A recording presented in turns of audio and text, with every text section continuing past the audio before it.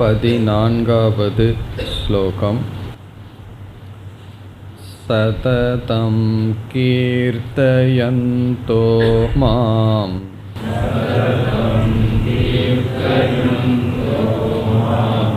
யதந்தஸ்ச த்ருடவ்ரதாஹ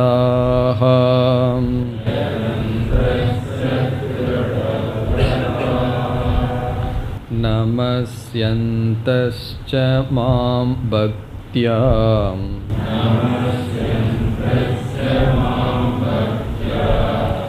நித்யயுக்தா உபாசதே.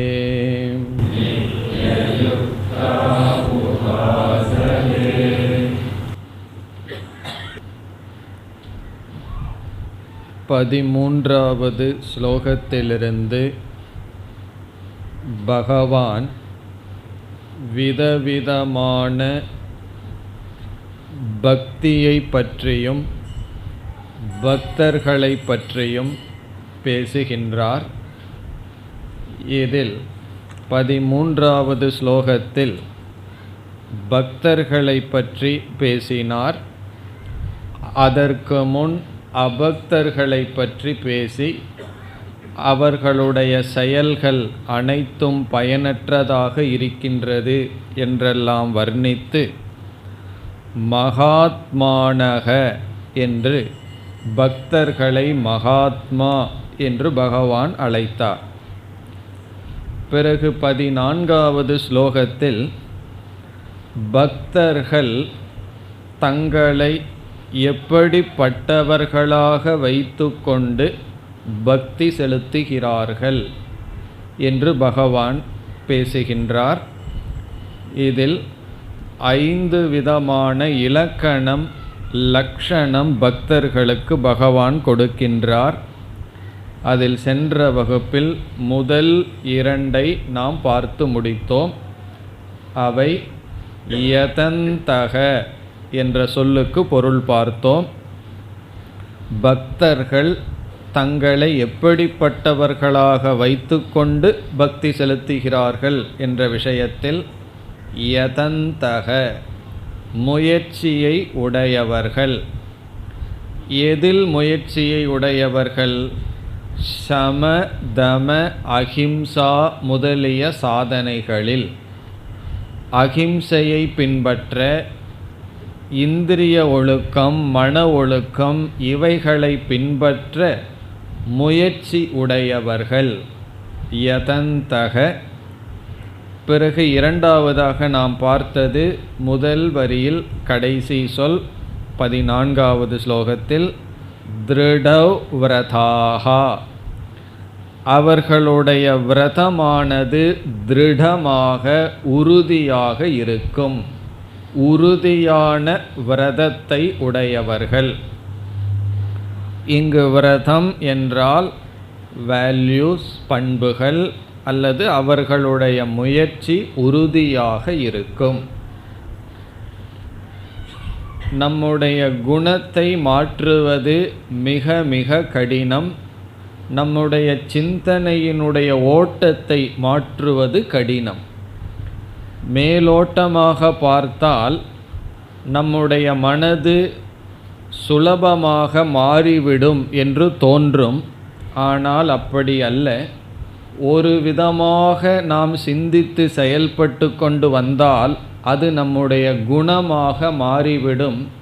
அதிலிருந்து வேறு விதமாக சிந்தித்து புதிய அறிவுடன் செயல்படுவது அவ்வளவு சுலபமல்ல. ஆகவே இதில் தோல்விகள் கண்டிப்பாக வரும். அதற்காக இங்கு பகவான் சொன்னார் திருடவ்ரதாகா. மீண்டும் மீண்டும் தோல்வி அடைந்தாலும் உறுதியான விரதத்துடன் செயல்படுகிறார்கள். இப்போ இந்த 2ம் சென்ற வகுப்பில் பார்த்து முடித்தோம். இனி 3வதை இப்பொழுது பார்க்கலாம். முதல் பகுதி சததம் மாம் கீர்த்தயந்தக. இது 3வதாக பகவான் கூறுகின்ற லட்சணம். யாருக்கு? பக்தர்களுக்கு. என்ன சொல்கின்றார்? சததம் என்றால் எப்பொழுதும், இடைவிடாமல் சததம் என்றால் இடைவிடாமல், மாம் என்னை, கீர்த்தயந்தக. கீர்த்தயந்தக என்பதனுடைய பொருள் என்னை உயர்வாக பேசுகிறார்கள், ஸ்தோத்திரம் செய்கிறார்கள், புகழ்கிறார்கள். கீர்த்தயந்தகன புகழ்ந்து கொண்டு இருப்பவர்களாக இருக்கிறார்கள். இதை ஒரு விளக்காசிரியர் கூறுகின்றார். ஈஸ்வரனுடைய பெருமையை கூறுகிறார்கள் என்றால், யாரால் ஈஸ்வரனுடைய பெருமையை, ஈஸ்வரனுடைய தன்மையை கூற முடியும்? யார் ஈஸ்வரனுடைய தன்மையை கேட்டு புரிந்திருக்கிறார்களோ அவர்களால் தான் ஈஸ்வரனுடைய பெருமையை சொல்ல முடியும். நாம் கீதையெல்லாம் படிப்பதற்கு முன் ஈஸ்வரனுக்கு என்ன லட்சணம் என்று யாராவது நம்மிடம் கேட்டிருந்தால் நம்ம என்ன கேட்போம்? முதல்ல இந்த கேள்வியே நமக்கு புரியாது. ஈஸ்வரனுக்கு எதுக்கு லட்சணம் சொல்லணும்னு திருப்பி கேட்போம். இப்பொழுது கேட்டால் சொல்ல தெரியணும்.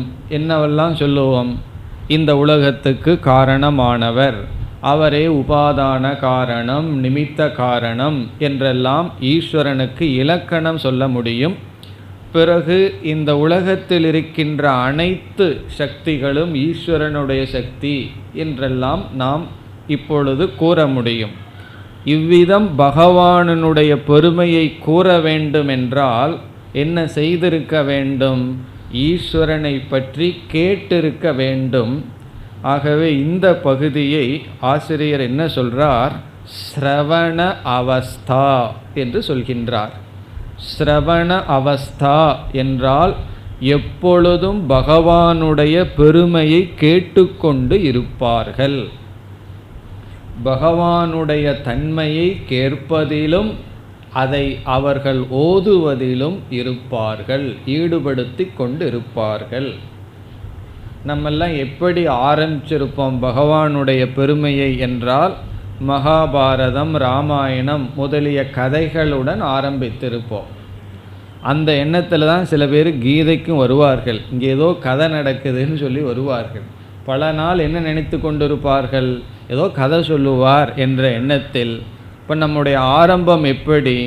பகவானுடைய பெருமையை சொல்கின்ற புராணங்கள், இதிகாசங்கள், இதை கேட்டிருப்போம்.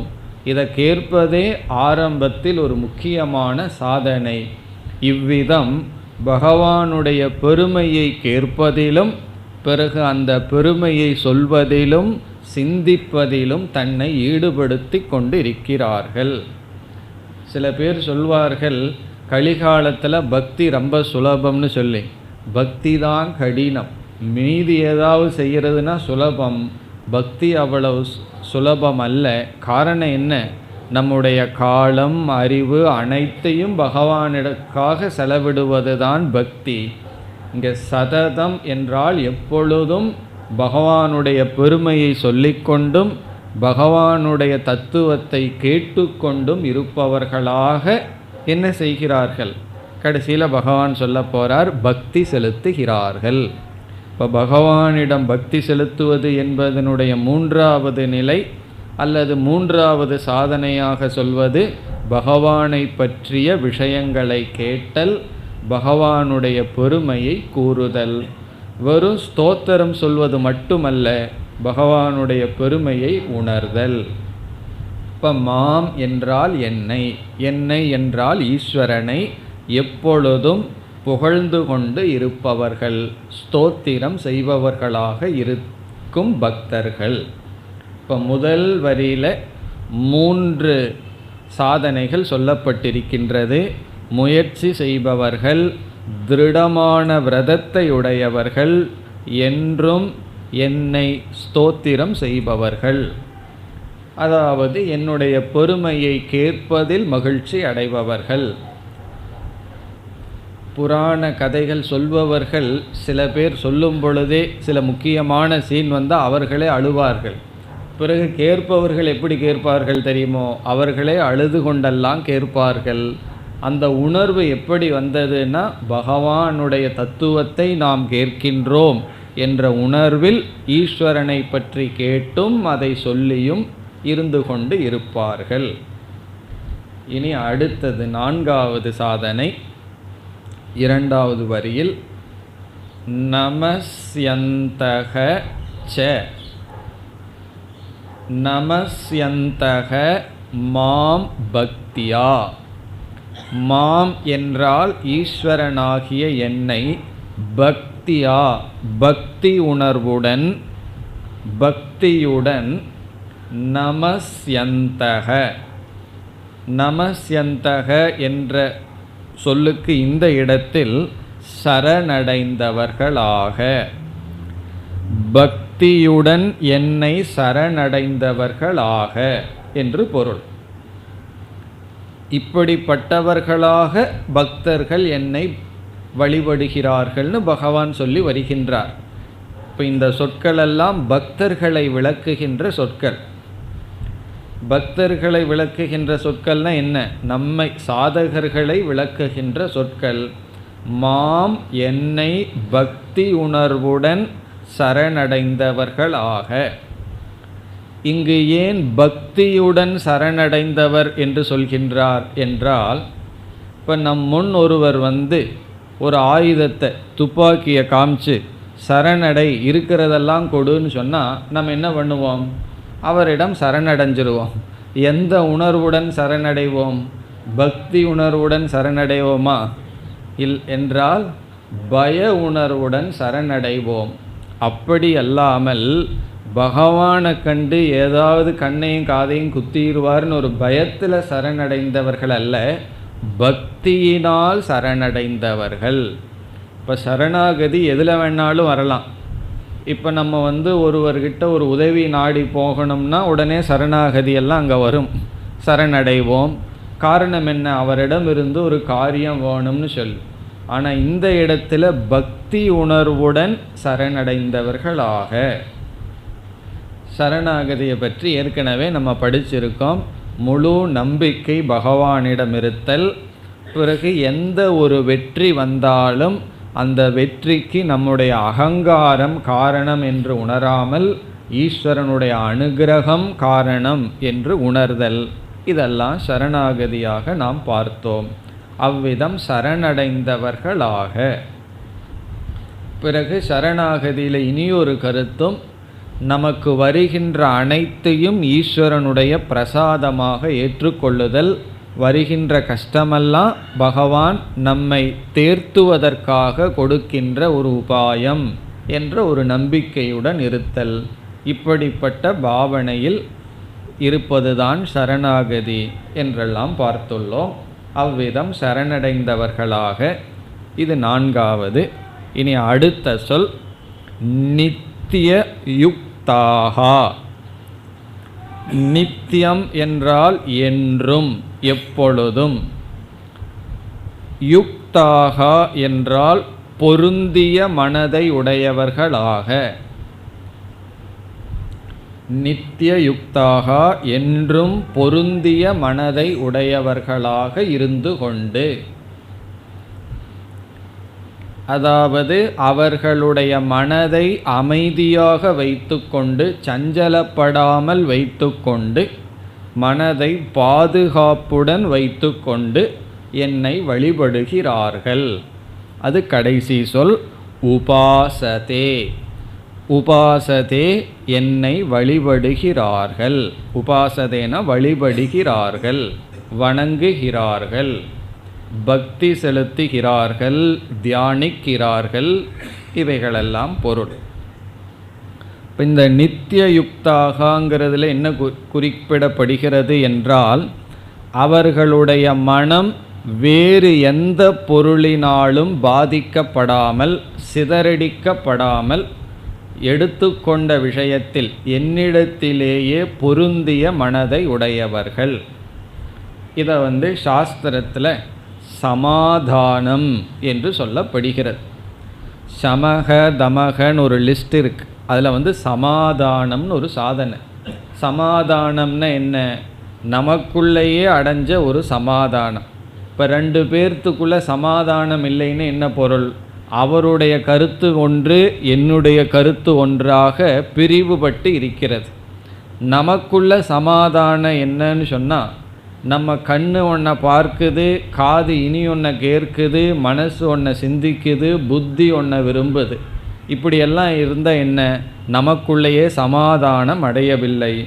பிறகு நம்முடைய அனைத்து கருவிகளும் ஒரே இடத்தில் சீராக செயல்பட்டால், புத்தி, மனம், இந்திரியங்கள் இதெல்லாம் பொருந்தி இருந்தால் அது சமாதானம். அவ்விதத்தில் என்றும் சமாதானத்தை அடைந்தவர்கள். இப்படிப்பட்டவர்களாக உபாசதே, பக்தர்கள் என்னை வழிபடுகிறார்கள். இவ்விதம் இந்த 14வது ஸ்லோகத்தில் பக்தர்களினுடைய இலக்கணத்தை பகவான் கூறி, இந்தந்த விதத்தில் தன்னை வைத்து கொண்டு என்னை பக்தி செய்கிறார்கள், என்னை வழிபடுகிறார்கள் என்று பகவான் கூறினார். இனி அடுத்த ஸ்லோகத்தில் எப்படி பகவானை வழிபடுகிறார்கள் என்று கூறப் போகின்றார். 15வது ஸ்லோகம். ஞான யஜ்ஞேன சாப்யன்யே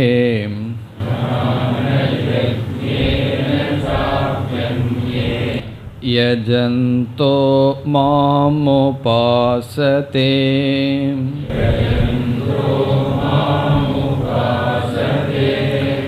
ஏகத்வேன ப்ருதக்த்வேன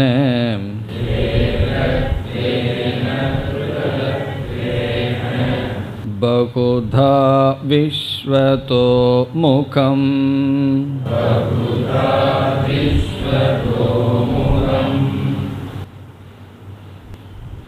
இந்த ஸ்லோகத்தில் பகவான் எப்படியெல்லாம் பக்தி செலுத்துகிறார்கள் என்று பக்தியினுடைய பிரகாரத்தை கூறுகின்றார்.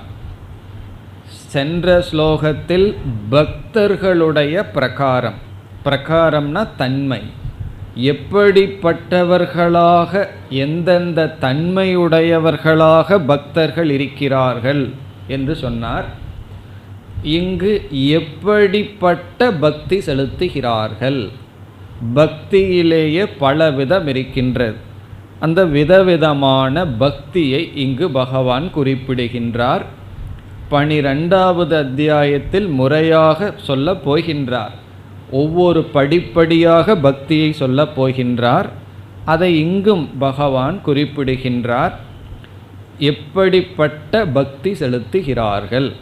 நம்ம இந்த உலகத்தில் பார்க்கிறோம், அல்லது நம்முடைய பக்தியே காலத்துக்கு தகுந்தாற்போல் மாறிட்டு இருக்கும். சில கிராமங்களில் சிலர் செய்கிற பக்தியெல்லாம் ரொம்ப கோரமாக இருக்கும். பிறகு அவர்களே பக்குவப்பட்டு பக்தி செலுத்துகின்ற விதம் மாறிக்கொண்டே வரும். அப்படி பக்தியிலும் கூட சில படிகள் இருக்கின்றது. அதை இங்கு பகவான் கூறுகின்றார். இங்கு ரொம்ப கீழான நிலையில் இருக்கிற பக்தியை பற்றியெல்லாம் பகவான் பேசவில்லை. கிராமத்தில எல்லாம் போனால் அவர்களுடைய பக்தியை பார்க்கணும், விதவிதமாக பக்தி செலுத்துவார்கள். அந்த மாதிரி நிலையை பற்றியெல்லாம் இங்கு பகவான் சொல்லாமல் உயர்ந்த நிலையிலேயே சில வேறுபாட்டை பகவான் இங்கு வைக்கின்றார். எப்படி சொல்கின்றார் என்றால், ஞான யஜ்ஞேன ச அபி அன்யே. அன்யே என்றால் சிலர், சிலர் ஞான யஜ்ஞேன. இங்கு யஜ்ஞம் என்றால் பக்தி, ஞான யஜ்ஞம் என்றால் ஞானரூபமான பக்தி, அறிவு ரூபமான பக்தி. யஜ்ஞம் என்றால் பூஜை அல்லது பக்தி, வழிபாடு. ஞானமே வழிபாடு, ஞானரூபமான வழிபாட்டுடன் அந்யே சிலர். இங்கு ஏன் பகவான் சிலர் என்று சொல்கிறார் என்றால், பலர் இந்த அளவுக்கான பக்திக்கே வருவதில்லை. எவ்வளவோ பக்தர்கள் இருப்பார்கள். அந்த பக்தர்களுக்கு பகவானை பற்றி ஒரு அறிவும் இருக்காது, ஆனாலும் பக்தி செலுத்துவார்கள். அது தவறு கிடையாது, அதன் வழியாகத்தான் வந்தாக வேண்டும். ஆனால் சிலர் இறைவனை பற்றி ஓரளவு அறிவை அடைந்து கொண்டு அந்த அறிவு பூர்வமாக பக்தியில் ஈடுபடுவார்கள். இப்போ ஞான யஜ்ஞம் அறிவே பூஜையாக கொண்டு சிலர் யஜந்தக என்றால் பூஜை செய்பவர்கள், வழிபடுபவர்கள் என்ன செய்கிறார்கள்? மாம் உபாசதே, என்னை தியானிக்கிறார்கள், என்னை வழிபடுகிறார்கள். யஜந்தக என்றால் போற்றுபவர்களாக, வழிபடுபவர்களாக என்னை தியானிக்கிறார்கள். மாம் என்னை தியானிக்கிறார்கள். இப்போ எப்படிப்பட்ட பக்தியை இங்கு பகவான் சொல்றார்? ஞானரூபமான பக்தி, அறிவின் துணை கொண்டு பக்தி செலுத்துகிறார்கள். பலர் ஞானத்தையும் பக்தியையும் பிரித்து விடுவார்கள். ஞானம் வேறு, பக்தி வேறு. நீ ரொம்ப இன்டலெக்சுவலாக இருக்க, அதனால் ஞான யோகத்தில் போய் பகவானை மீட் பண்ணு. நான் ரொம்ப எமோஷ்னலாக இருக்கேன், அதனால் பக்தி யோகத்தில் பகவானை மீட் பண்ணுறேன். நம்ம ரெண்டு பேரும் பகவான் இடத்துல சந்திப்போம்னு சொல்லுவார்கள். காரணம் என்ன? உன்னுடைய பாதை ஞானம், என்னுடைய பாதை பக்தி என்று. உண்மையில் அது தவறு. பக்தி ஞானம் இரண்டையும் பிரிக்க முடியாது. ஒருவரிடத்தில் நாம் எப்படிப்பட்ட உணர்வு வைப்போம், அன்புங்கிற உணர்வா அல்லது வெறுப்புங்கிற உணர்வா, இதெல்லாம் அவர்களை பற்றிய அறிவை பொறுத்து தான். இப்போ புதிதாக ஒருவரை சந்திக்கிறோம்னு சொன்னால் அவரிடம் எப்படிப்பட்ட உணர்வு வரும்னா ஒரு உணர்வும் வராது. பழக பழக அவரை பற்றி அறிவு வர வர விருப்போ வெறுப்போ இதெல்லாம் தோன்றும். இதே போல தான் பகவத் விஷயத்திலும் ஈஸ்வரனுடைய பெருமையை உணர உணர அறிவு வர வரத்தான் பக்தி அதிகரிக்கும். ஆகவே சரியான பக்தி அல்லது பக்தி என்பதே அறிவினுடைய அளவுகோலை பொறுத்து. ஆகவே அறிவின் துணை கொண்டு சிலர் அறிவையே மூலமாக கொண்டு பக்தி செலுத்துபவர்களாக என்னை வழிபடுகிறார்கள். முதல் வரியில் சொன்னார். பிறகு இரண்டாவது வரியில் அந்த பகவானை எப்படி புரிந்திருக்கிறார்கள் என்பதில் 3 படியை இங்கு பகவான் காட்டுகிறார். 3 ஸ்டேஜை இங்கு பகவான் இரண்டாவது வரியில் கொடுக்கின்றார். சிலர் என்னை இவ்விதமாக வழிபடுகிறார்கள், இந்த அளவுக்கு புரிந்துள்ளார்கள். சிலர் என்னை இந்த அளவுக்கு புரிந்துள்ளார்கள் என்று 3 படித்துறையை இங்கு பகவான் நமக்கு கொடுத்து இந்த 3 விதத்தில் பக்தி செலுத்துகிறார்கள் என்று சொல்கின்றார். இப்போ ஒவ்வொரு விதத்தை இப்பொழுது எடுத்துக்கொள்வோம். இப்போ இரண்டாவது வரியில தான் பக்தியினுடைய பிரகாரம், பக்தியினுடைய படிகள் பேசப்படுகின்றது. அதில் ஒரு படியை இப்பொழுது எடுத்துக்கொள்வோம். இரண்டாவது வரியில் இரண்டாவது சொல்லை முதலில் எடுத்துக்கொள்ளலாம். ஏகத்துவேன என்பதை விட்டுட்டு அடுத்த சொல்லை எடுத்துக்கொள்வோம். பிருதக்துவேன. பிருதக்துவேனங்கிற சொல்லை எடுத்து மாம் உபாசதே என்பதுடன் சேர்க்க வேண்டும். இப்போ முதல் ஸ்டேஜ் இங்கு பகவான் சொல்கிறார். முதல் ஸ்டேஜ்னு சொல்ல முடியாது, இதற்கு கீழேயும் பல படிகள் இருக்கின்றது. இங்கு பகவான் சொல்கின்ற 3 விதமான படியில் இங்கு முதல் படியாக இருப்பது பிருதக் என்றால் வேற்றுமையுடன், வேறுபாட்டுடன் என்னை வழிபடுகிறார்கள். பிருதக் என்றால் வேற்றுமை, பிருதக்துவம் என்றால் வேறுபடும் தன்மையுடன், வேறுபாட்டுடன் என்னை வழிபாடு செய்கிறார்கள். இதனுடைய பொருள் என்னவென்றால், ஈஸ்வரன் வேறு நான் வேறு என்ற அறிவுடன் என்னை வழிபடுகிறார்கள். அவர்களுக்கு ஈஸ்வரனும் என்னுடைய ஆத்மஸ்வரூபமும் ஒன்றுதான் என்ற ஞானமெல்லாம் வரவில்லை. ஆனால் அந்த ஈஸ்வரனை நான் வழிபடுகின்றேன், நான் பக்தன், பகவான் வழிபாட்டுக்கு உரியவர் என்று பேத புத்தியுடன் வழிபடுகிறார்கள். இப்போ இந்த வழிபாட்டை தான் பிறகு பகவான் 12வது அத்தியாயத்தில் இஷ்ட தேவதா பக்தி என்று சொல்லப் போகின்றார். இப்போ இஷ்ட தேவதா பக்தி என்றால் அவரவர்கள் ஒரு ஈஸ்வரனுடைய நாமத்தை சொல்லி பக்தி செலுத்தி வருவார்கள். இப்போ சிலருக்கு ராமன் சொன்னாதான் அவர்களுக்கு பக்தி உணர்வே வரும். சிலருக்கு கிருஷ்ணான்னு சொல்லணும், சிலருக்கு முருகா, சிலருக்கு கணபதி என்று சிறு வயதிலிருந்து ஏதோ ஒரு நாமரூபம் நம்முடைய மனதில் பதிந்திருக்கும். அந்த நாமரூபத்தை அவரவர்கள் இஷ்ட தேவதையாக வழிபட்டு வருவார்கள். இப்போ அவர்களுக்கு ராமனும் நானும் ஒன்றுங்கிற அறிவோ எல்லாம் இருக்காது, வேறாக வைத்து ஆனால் இஷ்ட தேவதையாக வழிபாடு செய்வார்கள். அந்த ராமனுடைய பெருமையெல்லாம் உணர்ந்து அவர்கள் பக்தி செலுத்துவார்கள். இது ஒரு ஸ்டேஜ். பிருத்தக் என்றால் பக்தனும் பக்தி செலுத்துகின்ற ஈஸ்வரனும் வேறு என்ற எண்ணத்தில். இனி முதல் சொல்லுக்கு வருவோம். இரண்டாவது நிலை ஏகத்துவேன. ஏகத்துவேன என்றால் ஒரே ஒரு ஈஸ்வரன் தான் இருக்கின்றார் என்ற அறிவுடன் பக்தி செலுத்துவார்கள்.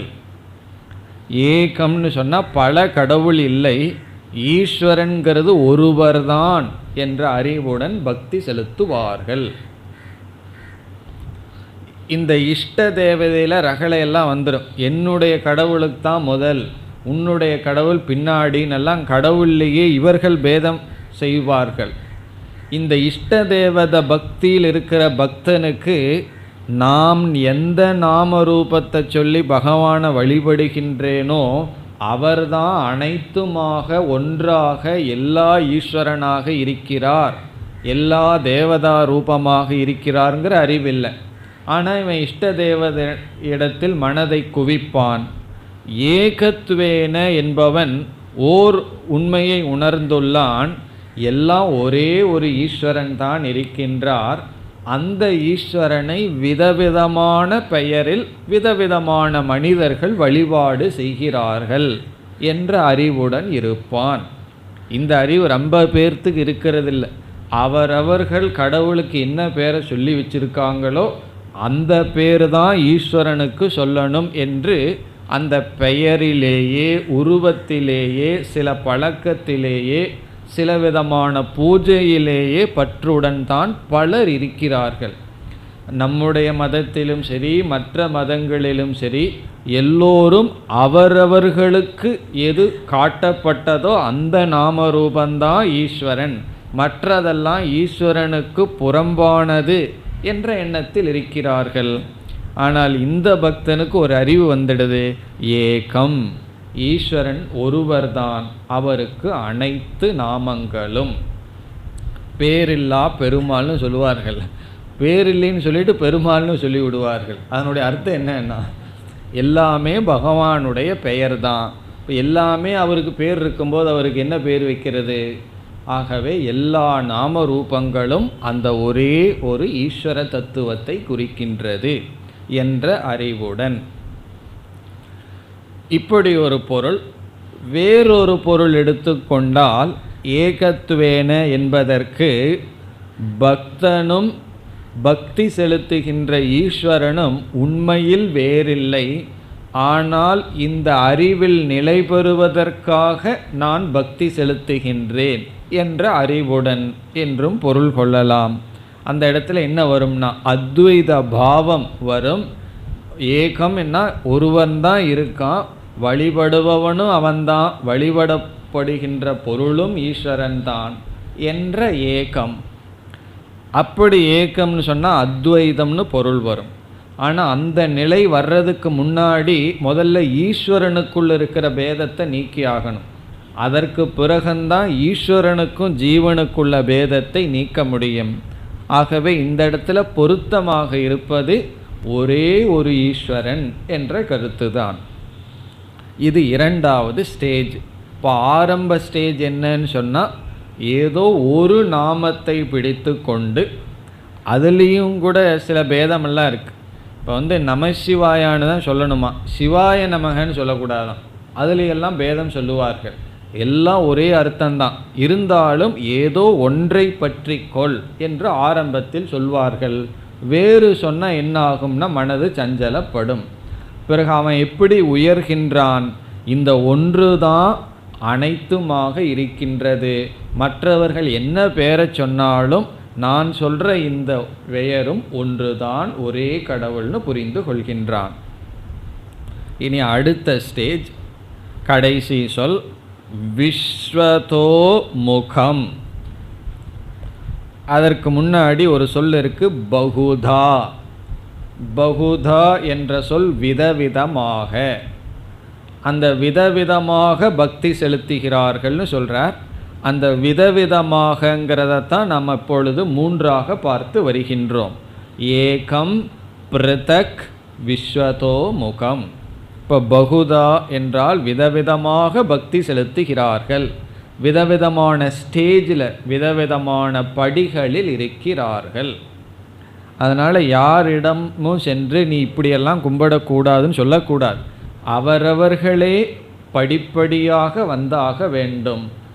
ஆகவே பகுதா.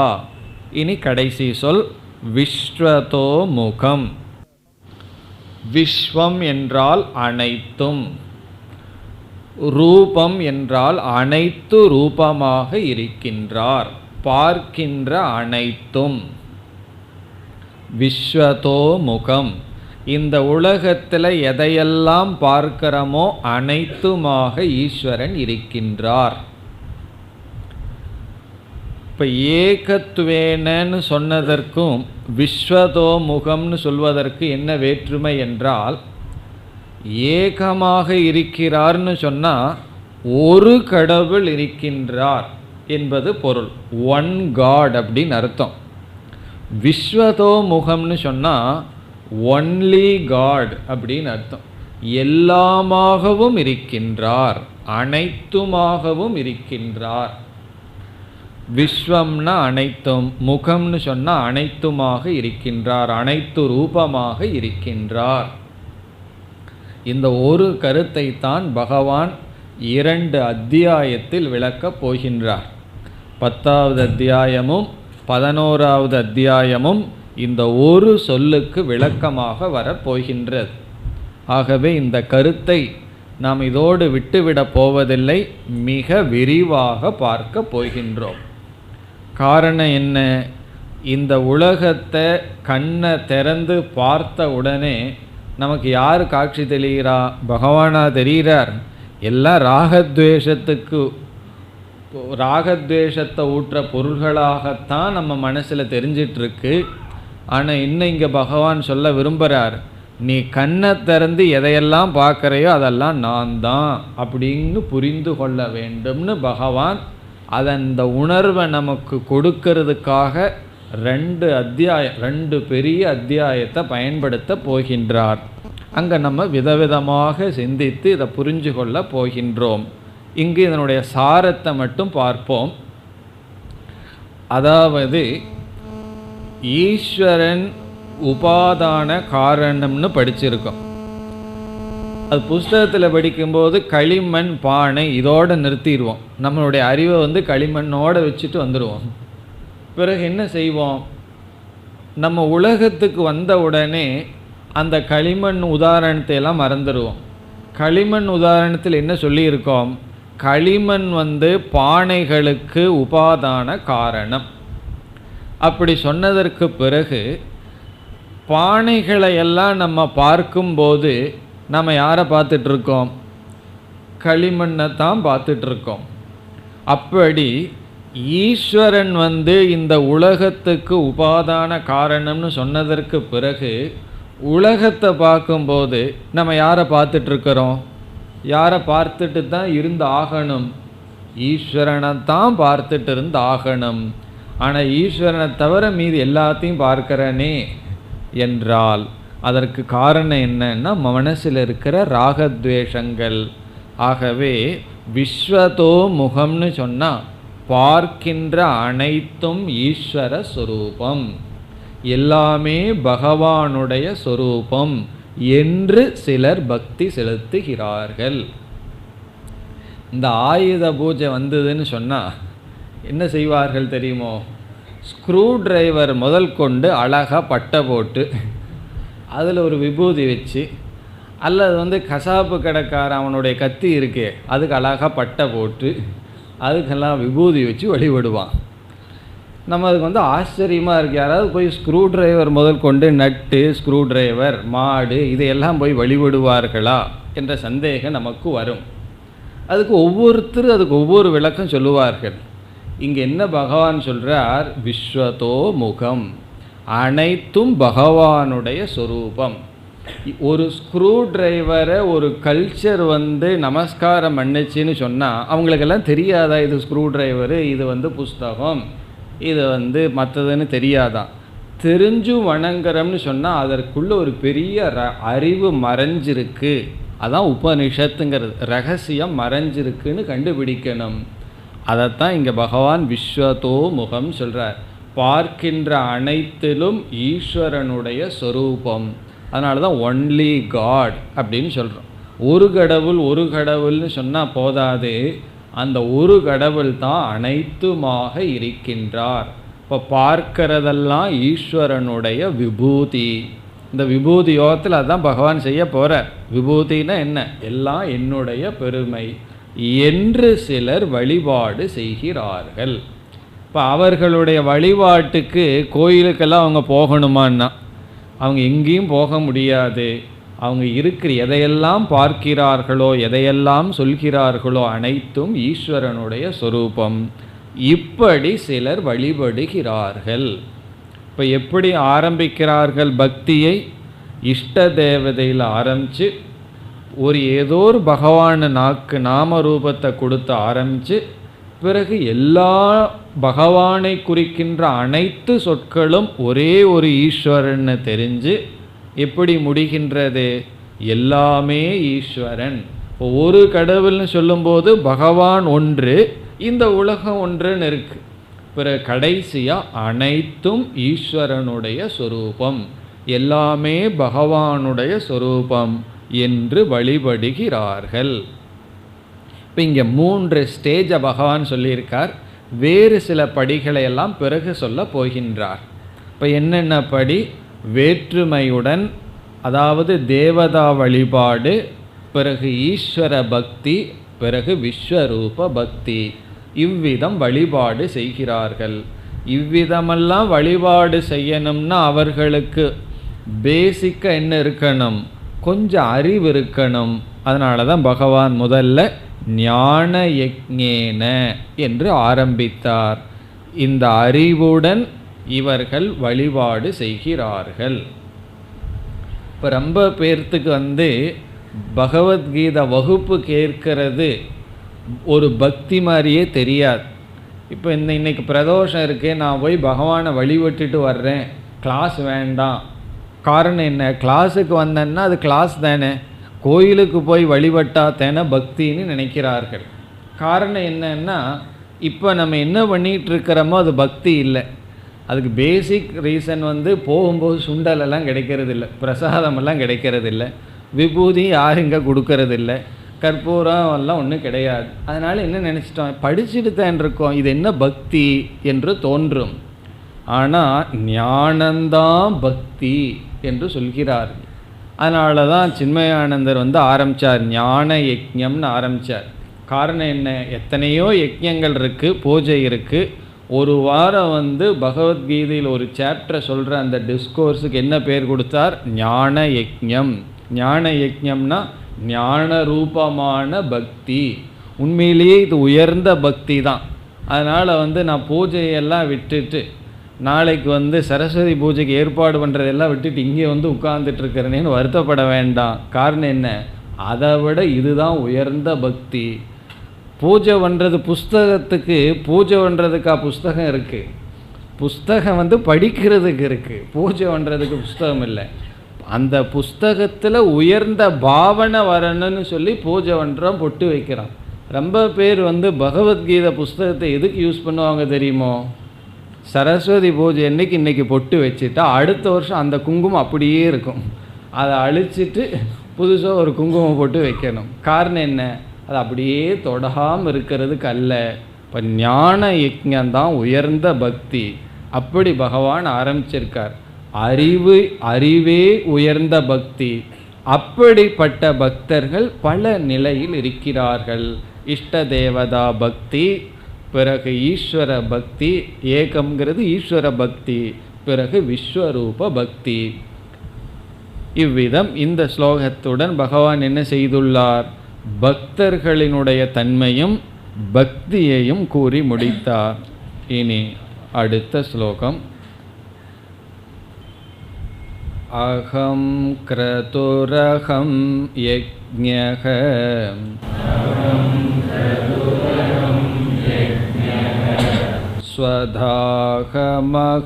ஸ்வதாகமகமௌஷதம்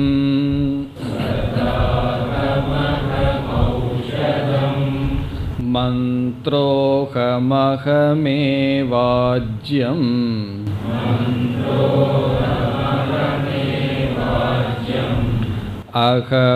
அகமக்னிரகம் ஹுதம்.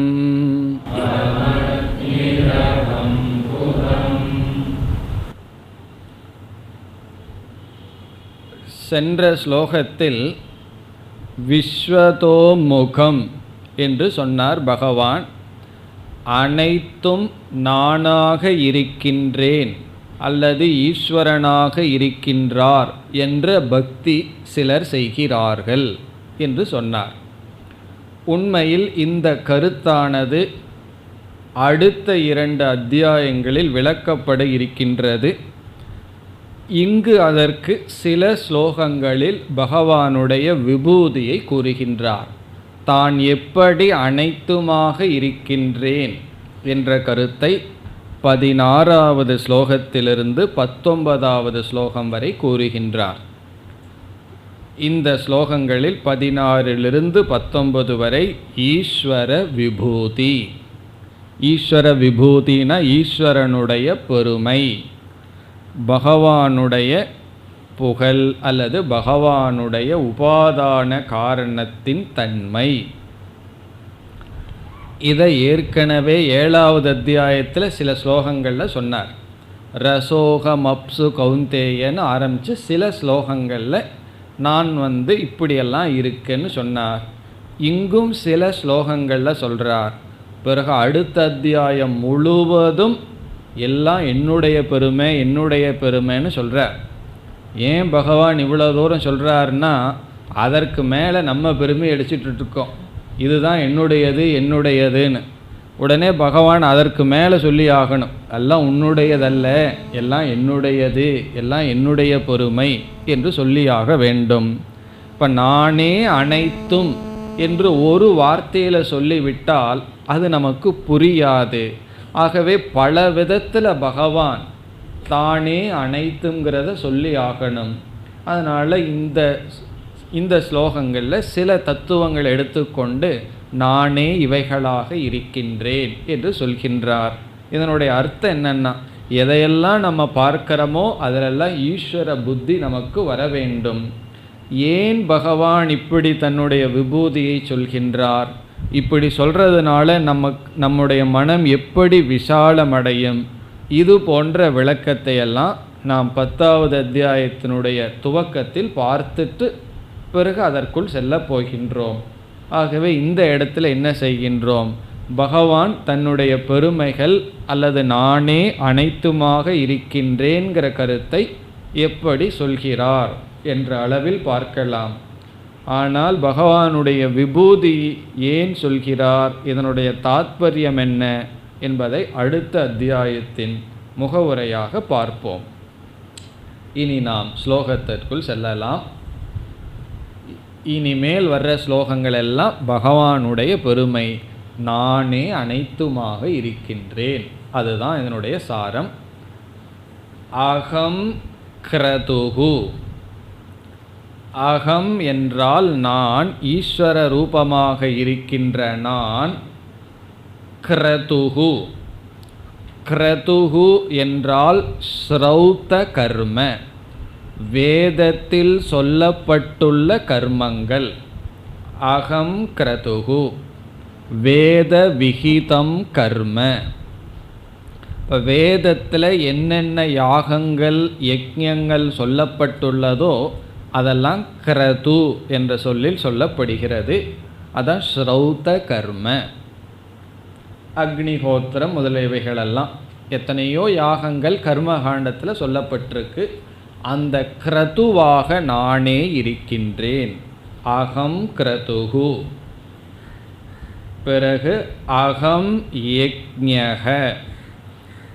யஜ்ஞம் என்றால் ஸ்மார்த்த கர்ம, ஸ்மிருதியில் சொல்லப்பட்டுள்ள யாகங்கள். ஸ்மார்த்த கர்ம, ஸ்மார்த்தம்னா வேதத்தில் இல்லாமல் ரிஷிகளினால் வகுக்கப்பட்டு கூறப்பட்டுள்ள வழிபாடுகள், பூஜை முறைகள். அதெல்லாம் காலத்துக்கு காலம் மாறி இருக்கும். காலத்துக்கு காலம் பூஜை முறைகள், வழிபாடு முறைகள், ஈஸ்வரனுடைய பெயர் இவைகளெல்லாம் மாறி இருக்கும். அதெல்லாம் ஸ்மார்த்த கர்ம. கொஞ்ச நாளைக்கு முன்னாடி நான் ரோட்டில் போயிட்டுருக்கும்போது புதிதாக ஒரு விநாயகருக்கு பேர் பார்த்தேன். கார்கில் வெற்றி விநாயகர். விநாயகர் சதுர்த்திக்கு இன்னும் கொஞ்சம் வருஷம் ஆனால் அப்படி ஒரு புதிய விநாயகர் வந்துடுவார்.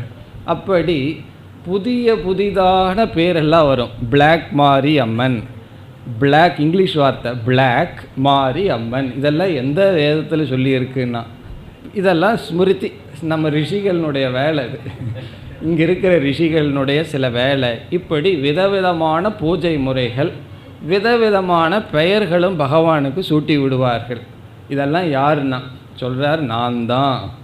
யார் ஸ்மார்த்த கர்ம என்னென்னலாம் இருக்கோ அது என்னுடைய சொரூபம். அகம் யஜ்ஞக. பிறகு என்ன பகவான் அடுத்ததாக இருக்கிறார்? ஸ்வதா அகம். அகம் ஸ்வதா. ஸ்வதா என்றால் யாகத்தில் பித்ருகளுக்கு கொடுக்கின்ற அன்னம். பித்ருக்களுக்கு நம்ம ஏதாவது யாகத்தில் கொடுக்கும் பொழுது ஸ்வதா என்று சொல்லித்தான் கொடுக்கணும். ஸ்வாகன்னு சொல்லி கொடுத்தா தேவர்கள் எடுத்துக்கொள்வார்கள். கரெக்டாக சொல்லணும், இல்லைன்னா நம்ம ஏதாவது தப்பாக சொன்னோம்னா மாறி எடுத்துக்கொள்வார்கள். ஸ்வதான பித்ருகளுக்கு கொடுக்கின்ற அன்னம், அவங்களுக்கு இவைகள் தான் கொடுக்கணும்னு சில நியமங்கள் இருக்கின்றது. அந்த அன்னமாக நான் இருக்கின்றேன். அகம் ஸ்வதா, பித்ருக்களுக்கு கொடுக்கப்படும் அன்னமாக நான் இருக்கின்றேன். பிறகு என்ன சொல்றார்? அகம் ஔஷதம். ஔஷதம் என்றால் இங்கு ரெண்டு பொருள் கொடுக்கப்படுகின்றது. ஒன்று நாம் உட்கொள்கின்ற உணவு. எதெல்லாம் நம்ம சாப்பிட்றோமோ அதெல்லாம் பகவான் சொரூபம். அப்போ நம்ம என்ன பண்ணிகிட்ருக்கோம்? டெய்லி பகவானை தான் சாப்பிட்ருக்கோம். இப்போ பகவானையே நான் சாப்பிட்றேன்னான்னு நினச்சா என்ன புரிஞ்சுக்கணும்? பகவான் சொல்லுவார், சாப்பிட்றவன் நான் தான் சொல்லிடுவார். ஆகவே பிறகு இந்த கை யாருன்னா அதுவும் நான் தான் சொல்லுவார். கையின் நான் தான், சாப்பாடு நான் தான், சாப்பிட்றவும் நான் தான். இந்த இடத்துல அந்த உணவு நான் தான்னு சொல்கிறார். அதனால தான் அன்னம்ன நிந்தியாத் அப்படின்னு வேதத்தில் விரதம் இருக்குது. அன்னத்தை நிந்திக்க கூடாது, உணவை அவமதிக்க கூடாது. காரணம் என்ன? உணவை ஈஸ்வர சுரூபமாக பார்க்க வேண்டும். 2 நாள் உணவு கிடைக்கலின்னா அப்புறம் தெரியும் பகவான் ஸ்வரூபம்னு சொல்லி. ரிஷிகேஷுக்கெல்லாம் போனால் அங்கே இந்த இட்லி தோசை சாப்பிட்டு பழகினவங்களுக்கு அங்கே வெறும் சப்பாத்தியே கிடைக்கும். அங்கே இட்லியை பார்த்தா அதுதான் ஈஸ்வர தரிசனம். இட்லி தரிசனமே ஈஸ்வர தரிசனமாக இருக்கும். காரணம் என்ன? ஏன்னா அவங்களுடைய சிஸ்டம் அந்த உணவை இந்த உணவை சாப்பிட்டு அங்கே போன உடனே ஒத்துக்காது. அங்கே ஏதாவது ஒரு கடையில் தமிழ்நாடு ஹோட்டல்னு போட்டு உட்கார்ந்துருப்பான். அங்கே ஓடி போய் சாப்பிடும்போது தான் தெரியும் பகவான் இங்கே சொன்ன வார்த்தை எப்படி சத்தியம். அகம் ஔஷதம், நான் உணவாக இருக்கின்றேன். பிறகு ஔஷதம்ங்கிறதுக்கு இனி ஒரு பொருள் இருக்கு, மருந்து. நான் மருந்தாக இருக்கின்றேன். நோயை நீக்க நாம் பயன்படுத்துகின்ற மருந்து ஔஷதம். அதனால் நோய் குணமடைஞ்சிடுதுன்னு சொன்னால் என்ன அர்த்தம்? பகவான் தான் உள்ளே போய் குணமடைஞ்சிருக்கார், நமக்கு உடலை சரிப்படுத்தியிருக்கார்னு அர்த்தம். ஔஷத ரூபமாக போய் என்ன செய்திருக்கார்? பகவான் தான் நம்முடைய நோயை குணப்படுத்துவார். அகம் ஔஷதம். பிறகு இரண்டாவது வரியில் மந்த்ரக அகம். இரண்டாவது வரியில் வருகின்ற அனைத்து சொற்களும் யஜ்ஞங்களுக்கு பயன்படுகின்ற சில அங்கங்களை சொல்லி, இவைகளெல்லாம் சேர்ந்தாத்தான் ஒரு யாகமே அல்லது யஜ்ஞமே நடைபெறும். இவைகள் ஒவ்வொரு அங்கமும் நான் தான் சொல்கிறார். எந்த ஒரு யஜ்ஞம் நடந்தாலும் அந்த யஜ்ஞத்துக்கு சில பொருள்களெல்லாம் தேவை, சிலதெல்லாம் சேர்ந்து தான் யஜ்ஞமாகும். அதில் ஒவ்வொரு அங்கத்தை எடுத்துட்டு நான் சொல்கிறார். அதில் முதல் மந்த்ரக, அகம் மந்த்ரக. மந்திரம்னு சொன்னால் எதை நாம் உச்சரித்து, எந்த மந்திரத்தை நம்ம உச்சரித்து தேவர்களையெல்லாம் அழைத்து அவர்களுக்கு பொருளை கொடுப்போமோ, அப்போது தேவர்களை அழைக்கும் மந்திரங்கள், யாகத்தில் பயன்படுத்துகின்ற மந்திரங்கள் நான் தான். நானே அந்த மந்திர சுரூபம். அகம் ஏவ ஆஜ்யம். ஆஜ்யம் என்றால் நெய். யாகத்தில் விடப்படுகின்ற நெய் நானாக இருக்கின்றேன். ஆஜ்யம், நெய்யாக நான் இருக்கின்றேன். பிறகு எதற்குள்ள நம்ம நெய்யை விடுறோம்? அக்னி, அதுவும் நான்கிறார். அகம் அக்னிஹி, நான் அக்னியாக இருக்கின்றேன், நெருப்பாக இருக்கின்றேன். அகம் ஹுதம், கடைசி சொல். ஹுதம் என்றால் இந்த செயலாகவும் நானே இருக்கின்றேன். இந்த இடத்துல ஹுதம்னு சொன்னால் யாகம் செய்தல், இந்த கர்ம ரூபமாகவும் நான் இருக்கின்றேன். இனி அடுத்த ஸ்லோகம். பிதாஹமஸ்ய ஜகதஹ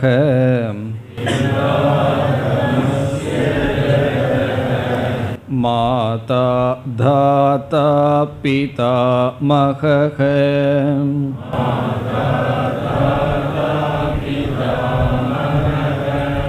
வேத்யம் பவித்ரமோங்காரः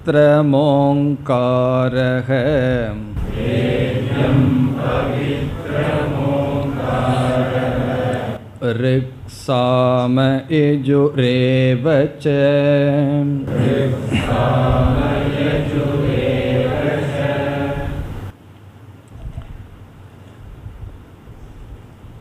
பிதாஹமஸ்ய ஜெகதஹ. அஸ்ய ஜெகதஹ, இந்த உலகிற்கு. அஸ்யன இந்த, ஜெகதஹ இந்த உலகத்திற்கு. அகம் பிதா, நானே தந்தையாக இருக்கின்றேன். இந்த உலகத்திற்கு நானே தந்தையாக இருக்கின்றேன். பிறகு அம்மா யாருன்னா பகவான் சொல்றார், நான் தான். மாதா, மாதா என்றால் தாயாக இருக்கின்றேன். நானே தந்தையாகவும் நானே தாயாகவும் இருக்கின்றேன். பிறகு கடைசி சொல், தாயும் தந்தையும் நீங்கன்னு சொன்னால் தாத்தா யாருன்னா அதுவும் நான் தான் சொல்கிறார். பிதாமகக, பிதாமகன கிராண்ட்ஃபாதர், நானே தான் தாத்தாவாக இருக்கின்றேன். அடுத்த சொல் தாத்தான் இருக்கு, அதை தாத்தான்னு படிச்சிடக்கூடாது. பிதாமகன்னு சான்ஸ்கிரிட்டில் சொன்னாதான் தாத்தா. தாத்தான் ஒரு சொல் இருக்குது, அதனுடைய பொருள் வேறு. இப்போ பிதாமகன நானே மூல காரணம். இதனுடைய அர்த்தம் என்ன? நானே தாய், நானே தந்தை, நானே பாட்டன். இதனுடைய அர்த்தம் என்ன? நானே மூல காரணம். அனைத்துக்கும் நானே காரணமாக இருக்கின்றேன். பிறகு அடுத்த சொல் தாத்தா. மாதாங்கிறதுக்கு அடுத்த சொல் தாத்தா. தாத்தா என்றால் கர்ம பலனை கொடுப்பவன். அனைவர்களுடைய கர்ம பலனை கொடுப்பவனாக நான் இருக்கின்றேன். விதாதா அப்படின்னு அர்த்தம். எல்லாம் பிரித்து கொடுக்குற வேலையை நான் பண்ணிகிட்டு இருக்கேன். யார் யார் என்னென்ன செயல் செய்தார்களோ அதற்கு தகுந்த பலனை சரியாக கொடுப்பவனாக இருக்கின்றேன். பகவானுடைய கம்ப்யூட்டர் மட்டும் வைரஸ் ஃப்ரீ, தப்பே நடக்காது. அவரவர்களுடைய கர்மத்தை கரெக்டாக பகவான் செய்து கொடுப்பார். யாருக்கும் எந்த மாற்றமும் வராது. நம்ம என்ன நினச்சிக்கிறோம், எனக்கு ஏன் இது வந்தது, அவனுக்கு ஏன் அது கிடைச்சதுன்னு நினச்சிட்ருக்கோம். ஆனால் பகவான் யாருக்கு எதை எப்போ கொடுக்கணுமோ அதை சரியாக பிரித்து கொடுப்பவர். இனி இரண்டாவது வரியில் வேத்யம். இது ரொம்ப அழகான சொல். வேத்யம் என்றால் நானே அறியத்தக்கவனாக இருக்கின்றேன். இந்த உலகத்தில் அறிய யோக்கியதையாக நான் இருக்கின்றேன். எத்தனையோ விஷயங்கள் இருக்கு அறியத்தக்கது. அதில் வேத்தியம்னா ஞான யோக்கியம் அப்படின்னு அர்த்தம். வேதன யோக்கியம், எதை அறியத்தக்கதோ அப்படி அறியத்தக்க வேண்டியவனாக நான் இருக்கின்றேன். அறியப்பட வேண்டியவனாக நான் இருக்கிறேன் அர்த்தம். நான் என்னத்தான் இந்த உலகம் தெரிந்து கொள்ள வேண்டும். அதனால தான் பிரயோஜனம். வேற எதை தெரிந்து கொண்டாலும் நமக்கு பிரயோஜனம் இல்லை. ஒரு உபனிஷத்தில் நாரதர் சனத்குமார்கிட்ட சென்று ஒரு பெரிய லிஸ்ட்டு கொடுக்குறார். எனக்கு பூத வித்யா, பிரேத வித்யா, நட்சத்திர வித்யா, ஜோதிஷ் வித்யா எல்லாம் தெரியும் அப்படின்னு சொல்லி என்னென்ன ஞானம் இருக்கோ அத்தனையும் தெரியும். இப்போ கடைசியில் என்ன சொல்கிறார்? சோச்சாமி, ஆனால் துயரப்பட்டு கொண்டிருக்கின்றேன். இந்த எந்த வித்தியையும் என்னுடைய துயரத்தை நீக்கவில்லை, ஆனால் எனக்கு எல்லா வித்தியையும் தெரியும்னு சொல்கிறார். அப்போ தான் சனத்குமாரர் ஆரம்பிக்கிறார், ஒரு வித்யா இருக்குது, அந்த வித்யாவை தெரிஞ்சாதான் தரதி சோகம் ஆத்மவித்து அப்படின்னு சொல்லி, அந்த ஆத்மாவை தெரிஞ்சாதான் அல்லது பிரம்மத்தை தெரிஞ்சாதான் சோகம் போகுமே தவிர வேறு எதை தெரிஞ்சாலும் சோகம் பொறாமைங்கிறதெல்லாம் போகாது. கொஞ்சம் வேணால் வளருமே தவிர போகாது.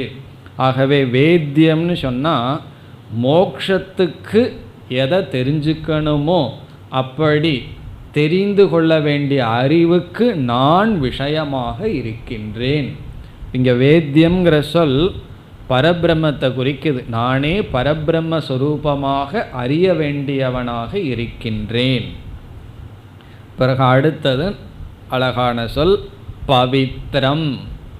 பவித்ரம் என்றால் தூய்மைப்படுத்தும் சாதனையாக நான் இருக்கின்றேன். நான் தூய்மைப்படுத்தும் சாதனையாக இருக்கின்றேன். எதனால் தூய்மைப்படுத்தப்படுமோ அந்த தூய்மைப்படுத்தும் பொருளாக இருக்கின்றேன். இப்போ மனதில் இருக்கிற அசுத்தத்தை போக்கணும்னா தூய்மைப்படுத்தணும். இப்போ உடலில் இருக்கிற அசுத்தத்தை போக்குறதுக்கு எவ்வளவோ இருக்குது தூய்மைப்படுத்துறதுக்கு. மனதில் தூய்மைப்படுத்தணும்னா பகவானுடைய நாமம்னு ஆரம்பிப்பார்கள். அப்படி எதெல்லாம் தூய்மைப்படுத்துமோ அந்த தூய்மைப்படுத்தும் பொருளாக இருக்கின்றேன். பிறகு அடுத்த சொல் ஓங்காரக. நானே ஓங்கார சுரூபமாக இருக்கின்றேன். ஓங்கார சுரூபங்கிறதுல அனைத்தும் அடங்குகிறது. நானே சகுண பிரம்ம, நானே நிர்குணம் பிரம்ம. இந்த ஓம்ங்கிற சொல்லினுடைய விசேஷம் என்ன? ஒவ்வொரு சொல்லும் பகவானுடைய நிர்குண தத்துவத்தையோ சகுண தத்துவத்தையோ தான் குறிக்கும். இப்போ சத்தியம், ஞானம், அனந்தம்ங்கிற சொல்லெல்லாம் பகவானுடைய நிர்குண ஸ்வரூபத்தை குறிக்கும். ராமக, ராமன், கிருஷ்ணன், கோவிந்தன் இதெல்லாம் சொன்னால் சகுண பிரம்மத்தை குறிக்கும். ஆனால் ஓம்ங்கிற சொல் நிர்குணத்தையும் குறிக்கும் சகுணத்தையும் குறிக்கின்ற ஒரு பொதுவான சொல்.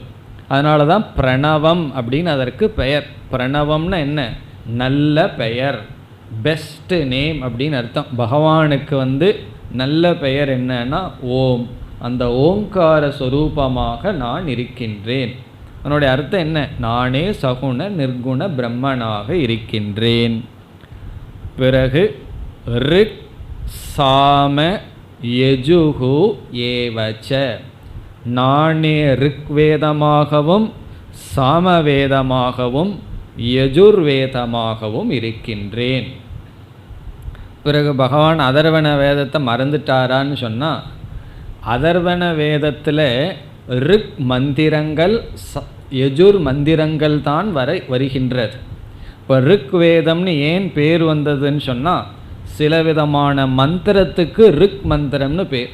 அந்த ரிக் மந்திரம் அதிகமாக இருக்கிற வேதத்துக்கு ரிக் வேதம் என்றும், யஜுஸ் மந்திரம்ங்கிறது உரைநடையாக இருப்பது, யஜுஸ் மந்திரம் அதிகமாக இருக்கிற வேதத்துக்கு யஜுர்வேதம்னு பேர். சாமவேதம்னா ரிக் யஜுர் மந்திரங்கள் பாடப்பட்டுள்ளதனால் அதற்கு சாமவேதம். அதர்வண வேதத்திலையும் ரிக் மந்திரங்களும் யஜுர் மந்திரங்களும் கலந்திருக்கின்றது. அதனால் சம்பிரதாயத்தில் வேதம்னு சொல்லும்போது ரிக் யஜுர் சாம என்று சொல்வார்கள். ரிக் யஜுர் சொன்னாவே போதும். காரணம் என்ன? சாமவேதத்திலையும் ரிக் மந்திரமும் யஜுர் மந்திரமும் தான் இருக்கின்றது. ஆகவே இந்த 3 வேதத்தை சொல்லி நானே வேத ரூபமாக இருக்கின்றேன். இவ்விதம் 2 ஸ்லோகங்கள் மேலும் சொல்ல போகின்றார். இவ்விதம் பகவானுடைய விபூதியை ஒரு முழு அத்தியாயத்தில் கேட்க போகின்றோம். இதனுடைய அர்த்தம் என்ன? நானே அனைத்துமாக இருக்கின்றேன் என்ற அறிவை புகட்ட பகவான் இவ்விதம் பேசுகின்றார். மேலும் அடுத்த வகுப்பில் தொடரலாம். ஓம் பூர்ணமத பூர்ணமிதம் பூர்ணாத் பூர்ணமுதச்யதே பூர்ணஸ்ய பூர்ணமாதாய பூர்ணமேவாவசிஷ்யதே. ஓம் சாந்தி சாந்தி சாந்தி.